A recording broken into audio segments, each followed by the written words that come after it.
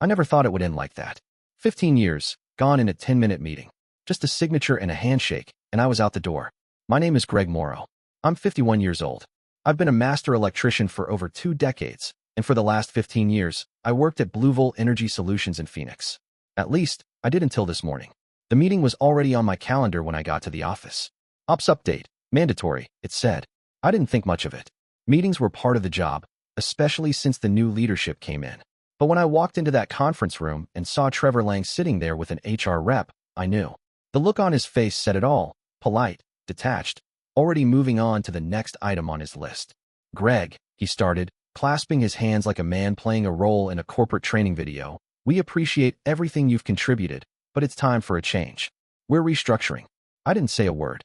He kept talking, legacy costs, streamlining, new direction. Words that mean nothing when you're the one being cut loose. I glanced toward the break room as I left the conference room. That's when I saw him. Some 20-something kid in a brand new Blue Volt polo, nervously sipping a soda and staring at his phone. My replacement. The ink wasn't even dry on my papers, and they already had someone waiting. 15 years. 15 years of busted knuckles, late nights, emergency call-outs, and climbing into crawl spaces during Arizona summers. And they handed me a folder, a form letter, and a company-branded keychain they must have forgotten to take out of the packet. I didn't bother grabbing my tools. They didn't belong to me anymore. I left them on the counter next to the sign-out sheet and walked out without saying goodbye. I sat in my truck for what must have been an hour, engine off, just staring through the windshield. I wasn't angry yet. I wasn't even sad. Just blank. Like someone had reached into my chest and unplugged something important. My phone buzzed. Then again, and again. I glanced down, 3 texts, then 5, then a voicemail. Greg? Heard what happened? That can't be right. Call me. Hey man, Lang's a damn fool. You built that client base. Just found out. If you need anything, you call me. They kept coming. Old clients. Contractors I'd worked with for years. Project managers, even a few former apprentices. All of them saying the same thing. Blue Volt made a mistake. That's when it hit me. I wasn't just some cog in their system. I was the system, at least to the people who mattered. The ones I showed up for when the lights went out, when the school AC failed, when the generators choked during monsoon season. They didn't trust the name on the trucks. They trusted me. And maybe that was worth something. Maybe it was worth everything. That night, I couldn't sleep. I kept flipping through old job logs, certifications, and faded blueprints like they held the answer to something I couldn't name. Nora had already gone to bed, but I just sat at the kitchen table, the overhead light buzzing faintly above me, trying to make sense of what had happened.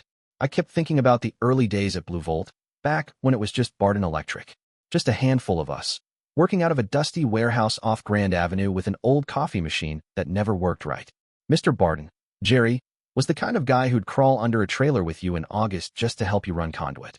He didn't care where you came from or what school you went to. He just wanted to know if you could do the work and treat people right. I remembered one summer, must have been my second year, we got an emergency call from Desert Memorial Hospital. Their main generator had failed, backup was limping, and they had infants in NICU. Jerry called me at 9:42 p.m. I was eating leftover meatloaf with Nora and watching some cooking show. Didn't even ask, just said, grab your bag. I'll pick you up in 10. We were there all night. By the time we patched it up, the sun was rising, and Jerry handed me a breakfast burrito with one hand while writing out a purchase order with the other.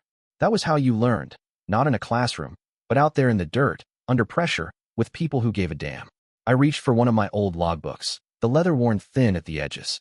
The pages were crammed with job notes, hand-sketched diagrams, names, numbers, jokes in the margins from years past. I flipped to one marked Monsoon Outage, Mesa Unified. A high school had taken a lightning strike and lost power right before finals. I'd worked 2 straight days getting them back online. Nora came in around midnight, hair messy from sleep, her voice soft. You okay? I didn't answer at first, just tapped a page in the logbook. Remember when I was out in Mesa for that storm? She nodded, coming closer. You came home soaked and reeking like ozone. Didn't talk for 2 days. I smiled faintly. Yeah, but they made graduation happen because we pulled it off. She ran her hand along my shoulder, slow and steady. Greg, they didn't just fire an electrician today. They threw away 30 years of trust. Those clients calling you? That's not just loyalty. That's earned. I looked at her, really looked at her, and suddenly I felt the heat rise in my chest. Not anger, not quite, just the ache of something being broken that used to feel solid. I gave them everything, I said, barely above a whisper. All those nights. Missed holidays. That one Christmas I spent under a high school auditorium, rerouting their breaker box. They didn't deserve you, she said flatly. They never did. Just then, my phone buzzed again. Unknown number. I picked up, hesitant. Hello, Greg? It's Jerry Barden. I sat up straighter. Mr. Barden? Not Mr. anything these days, he chuckled. Heard what Lang did. Wanted to say I'm sorry and remind you. Those non-compete clauses? They expired when I sold the company 5 years ago. I blinked. Wait, so I'm clear? Clean as a whistle. You can start your own outfit tomorrow if you want it. And if you do, give me a call. He hung up. I sat there for a moment, phone still in hand, staring at Nora. She raised an eyebrow. Well, I smiled for the first time all day. Looks like I'm not done yet. 2 days later, I sat across from Bo Colton at a diner off Bell Road. Same place we used to meet to hash out contracts back when his firm, Colton Refrigeration, was just getting off the ground. He was a client first, but over the years, he'd become something like a friend, one of the few who always shot straight. He slid a plate of pancakes aside and leaned in. So what's next? I shrugged. Honestly, I don't know. Thought about taking a couple weeks to figure it out. Bo shook his head. That'd be a waste. I'll tell you what, you go independent, and I'll shift every one of my contracts your way. No bidding. No red tape. Just send me your rates. I blinked. Wait, you're serious? Dead serious. I trusted Blue Volt because I trusted you. But I don't trust whatever slick-haired MBA they've got running the place now. You were the one who showed up at 2 a.m. when my walk-in freezers blew. Not some director of operations. You. I didn't even know what to say. He wasn't done. Greg, you've got clients waiting on you. Not the company. You. If you hang up your pliers now, it's not loyalty, it's wasted potential. That hit me in the chest. That night, I sat out on the back patio with my old notebook open. List after list. Tools I'd need to replace. Licenses. Insurance. Maybe rent a van. Hell, 2 if I wanted to do this right. I didn't have all the answers, but I had something that felt like a plan. By the 3rd cup of coffee, I called Russ. Russ Travers, he answered, sounding halfway distracted. It's Greg. Long pause. You okay, man? Yeah. Just had a meeting with a plate of pancakes and a business proposal. You still interested in getting out from under the county inspector gig? He laughed. Thought you'd never ask. Russ used to be one of the best electricians I'd ever worked with before he went into inspections. Sharp as a tack, fair, and always had a backup plan when things went sideways. We'd been on 100 jobs together, from busted panels and flood zones to full school builds. We spent 2 hours that night sketching things out. We'd start small, just the 2 of us, maybe subcontract a 3rd guy if we got lucky. Focus on service calls and retrofits. Build a reputation based on what we already had. Trust. We're gonna need a name, Russ said. Not worried about that yet, I told him. First we need a license, a van, and a phone that rings. That's when Nora stepped outside, wiping her hands on a dish towel. You'll also need a proper business bank account, she said. And someone to make sure you don't forget to eat. Russ chuckled on the other end. Sounds like she's in. She always is, I said. And just like that, something started to take shape. Not just a job, a future. I waited until the following Monday to head back to Blue Volt's office. I figured it was better to clear out my locker when the place was quiet. I didn't want to see anyone, especially not Trevor Lang. But of course, I wasn't that lucky. I was halfway through packing up my stuff, voltage tester, worn gloves, an old photo of me, and the guys from a hospital job in 14, when he showed up. Standing there in the doorway like he owned the whole damn city, hands on his hips, smiled just a shade too smug. Well, he said, didn't expect to see you back. Just grabbing my things, I replied, not bothering to look up. He walked in slowly. Word around town is you've been making calls. I zipped the side pocket of my old tool bag. Word travels fast. You planning to poach clients, Greg? There it was. I stood up straight, eye-to-eye with him. No. I'm planning to keep relationships I built. The people calling me, they're doing it on their own. He gave a tight laugh. That's not how our contract sees it. You mean the non-solicitation clause? I asked calmly. The one that expired 3 years ago when Jerry sold the company? He blinked, just for a second. That told me everything I needed to know. I kept going. I had a call with Mr. Barden last week. He confirmed it. I'm clear. I'm not violating anything. You sure about that? Trevor said, stepping in close now. Because legal's drafting a cease and desist as we speak. And if you think we won't enforce it, I think you're bluffing. I cut in. And even if you're not, I've got my own lawyer lined up. So send whatever letter you want. But don't pretend it's about contracts. It's about ego. You're losing the people who made this company matter. His jaw tightened. We're restructuring. Some people can't keep up with change. No, I said. Some people don't want to be part of something that lost its soul. I didn't wait for a response. I tossed the bag over my shoulder, walked right past him, and didn't look back. By the next morning, I had a cease and desist email sitting in my inbox. Official letterhead. Legal jargon. The whole 9 yards. I forwarded it straight to the attorney Russ had recommended, a sharp woman named Dee Ballinger who used to represent contractors before switching to small business law. She called me an hour later. "This is textbook intimidation," she said. "You're not in violation of anything. No non-compete. No non-solicit. They're trying to rattle you. Will it work?" I asked. "You tell me," she said. "You folding?" I looked out the window at the stack of business cards I'd collected over the years, at the whiteboard where Russ and I had sketched out routes and services. "No," I said. "Not a chance." "Then get to work," she replied. And just like that, the noise from Blue Volt didn't matter anymore. They could send all the threats they wanted. I was building something real, and no memo from corporate was going to stop me. I was elbow deep in an old breaker panel at Russ's place when my phone rang. I wiped my hand on a rag and checked the screen. Cynthia. I hadn't heard from her since the day I got let go. She used to be our senior dispatcher, the one who could juggle 36 jobs at once without breaking a sweat. If anyone knew what was going on behind the scenes at Blue Volt, it'd be her. I answered. "Hey, Cynthia." Her voice was low, clipped. "Are you alone?" I glanced at Russ, who was tightening a junction box nearby. "Sort of." She hesitated, then said, "You didn't hear this from me." That sentence always meant bad news. "They're shutting down the Phoenix branch," she said quickly. "Whole thing. They're moving operations to Salt Lake City. Internal meetings started last week. They're doing it quiet, no warning, no severance. They're just letting people fade out." I stood there, frozen. "You're sure?" "I saw the memo. They're calling it regional consolidation. But really, it's gutting the heart of the company. Field guys are going to wake up jobless with no idea it was coming." I exhaled hard. "How soon?" "They'll start phasing people out next month. Office staff might last a little longer, but techs? They're first." I rubbed my forehead. "Jesus. You didn't deserve what happened," she said, softer now. "And those guys? They don't deserve to get blindsided either. I just thought, you should know." "I appreciate it," I said. Seriously. Before she hung up, she added, "If you and Russ need an office manager, I'm thinking about jumping ship." After I ended the call, I just stood there for a long minute, hand still holding the rag, brain running 100 miles an hour. Russ looked over. "That didn't sound good." "They're pulling out of Phoenix," I said. "Blue Volt. The whole branch." No warning. Russ let out a low whistle. "Guess we were the lucky ones, huh?" I shook my head. "No, we're not lucky. We're responsible now." That afternoon, we sat back down at my kitchen table and scrapped our timeline. What was supposed to be a two-man startup now had to scale fast.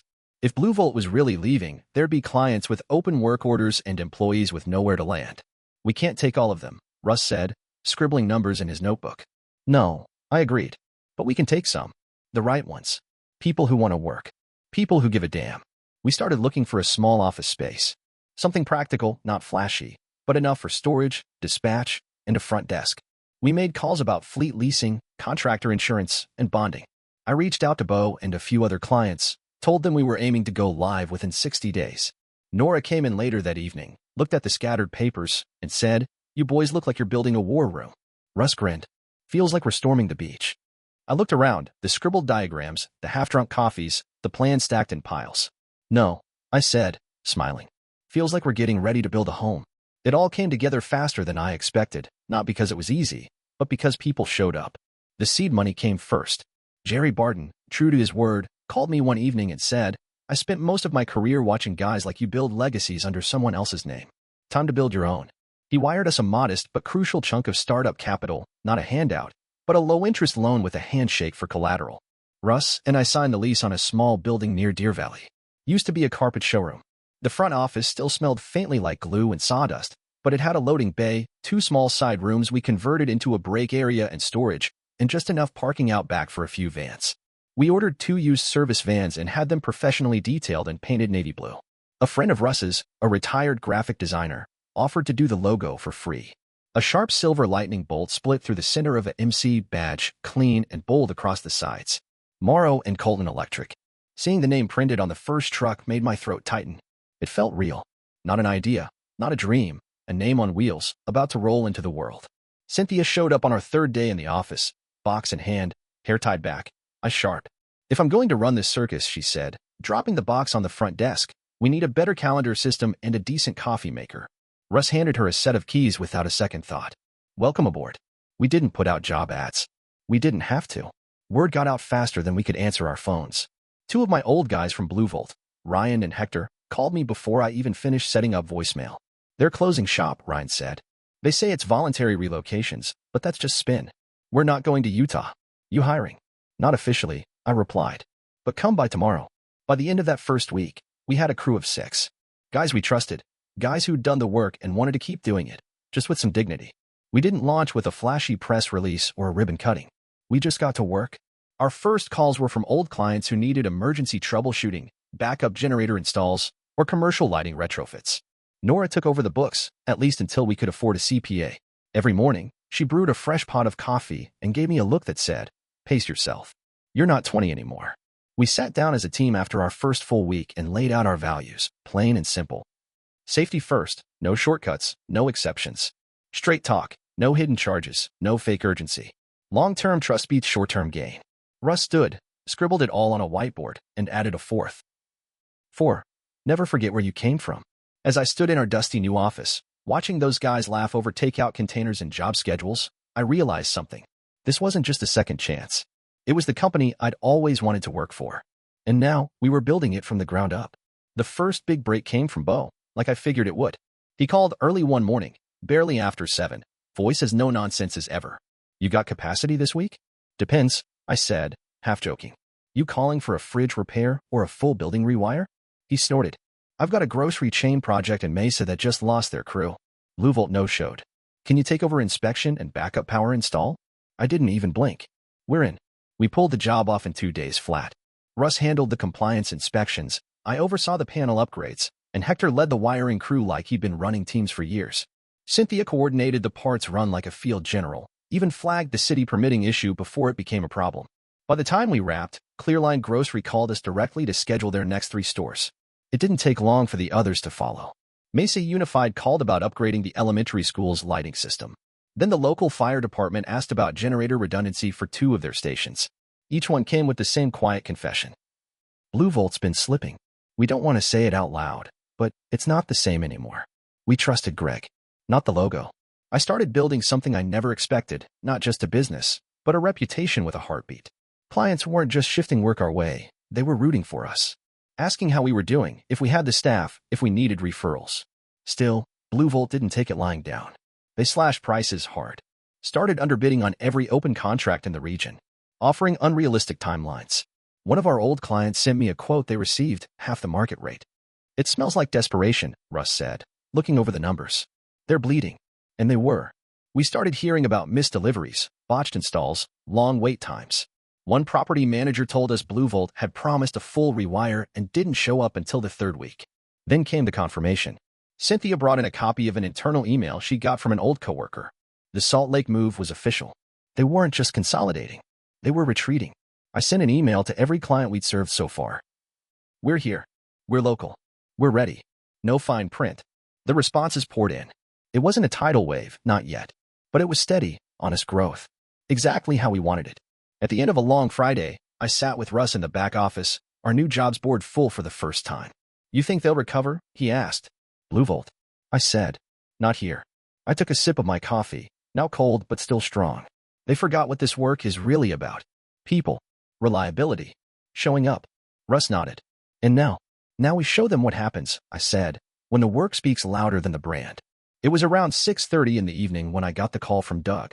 I hadn't spoken to him in a few months, not since he stayed behind at Bluevolt when the rest of us walked. I figured he was trying to stick it out, maybe get a severance when they pulled the plug. His voice was tense. "Greg, it just happened. They lost city housing." I sat back in my chair. "You serious?" "They got the notice today. Full contract termination. Effective immediately. Millions of dollars worth. It's gone." City Housing Authority was their biggest account in Phoenix. They handled every low-income housing complex in the valley, retrofits, emergency repairs, maintenance on call 24/7. Losing that wasn't a hit. It was a kill shot. "What happened?" I asked. Doug exhaled. "They dropped the ball. Missed 3 inspections. Didn't return a dozen service calls. Last straw was a failed generator test during a surprise audit. The building manager called the city himself." "And they went with us?" "No," he said. "They gave it to National Grid Solutions." I blinked. "A national chain?" "Yeah.